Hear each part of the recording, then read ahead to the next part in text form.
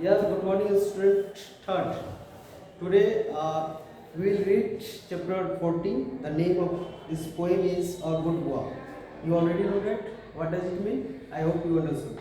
Now, how would you feel when you have been good all day? It is asking the questions before the starting the chapter. Wow. How do you feel when you have been good for all day? ऐसा question पूछ रहा है कि आप कैसा feel करते हैं जब आपका पूरा दिन अच्छा जाए.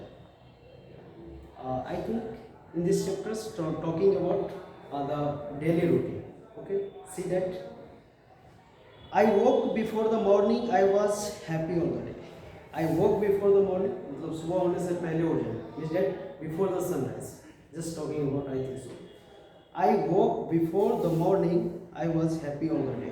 कह रहा है एक पोएट एक बच्चे के रूप में बोल रहा है कि जब मैं सुबह उठता हूँ, सुबह होने से पहले उठ जाता हूँ, तो वो दिन मेरा अच्छा होता है, पूरा दिन सुहाना होता है. I never said an ugly word but smile and stuck to play. Ugly you already know, UGLY. Ugly ugly just you say the कर्कस. दिस इज synonyms of कर्कस. Okay, whenever you do talk to the another one, so we get to another one, just your word, a word will be sweet, and just your talking in a manner way or behavior way, that is the opposite of the ugly. A smile and stuck to play. कहता है कि जब मैं सुबह होने से पहले जिस दिन उठ जाता हूँ वो मेरा दिन अच्छा होता है. उसके साथ साथ आई never said an ugly word. मैं कभी किसी से गलत वर्ड नहीं बोलता हूँ, कभी किसी से इस तरह से बात नहीं करता हूँ जो दूसरे को खराब लगे. But smile and stuck to play. और मैं पूरे दिन मुस्कुराता रहता हूँ. और स्टक मतलब continue, STUCK. This is highlighted और dark word here, STUCK. Stuck means here continued. Okay, stuck to play. And now at last the sun is going down behind the wood. और शाम हो जाती है और वो सनसेट होने के कगार पर. And I am very happy. और अभी भी मैं खुश हूँ. For I know that I have been good. क्योंकि मैंने अच्छा किया और मेरा दिन अच्छा गया. My bed is waiting cool and fresh. जो मेरा बेड है, मान सुबह हुआ फिर पूरे दिन एज ए कंटिन्यू चला, फिर शाम हुआ, तभी मैं खुश हूँ. अब कह रहा है कि and I am very happy for know that I have been good. कि मैंने पूरे दिन अच्छा किया है. My bed is waiting cool and fresh. जो मेरी बेड है, हमारे सोने का जो टाइम है वो मेरे लिए वेट कर रहा है, जो कि कूल एंड फ्रेश है. With linen smooth and fair. Linen this is the talk about your cloth. Linen मतलब वेरी स्मूथ.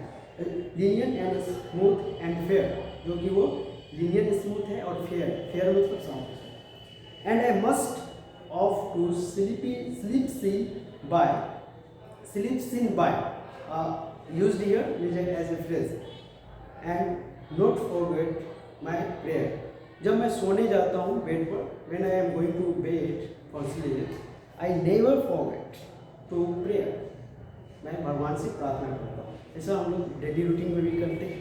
जब सोने जाते हैं तो भगवान से प्रार्थना करते हैं, अपने पूरे दिन के बारे में सोचते हैं. और जब उठते हैं तो उस टाइम में भगवान से प्रार्थना करते हैं.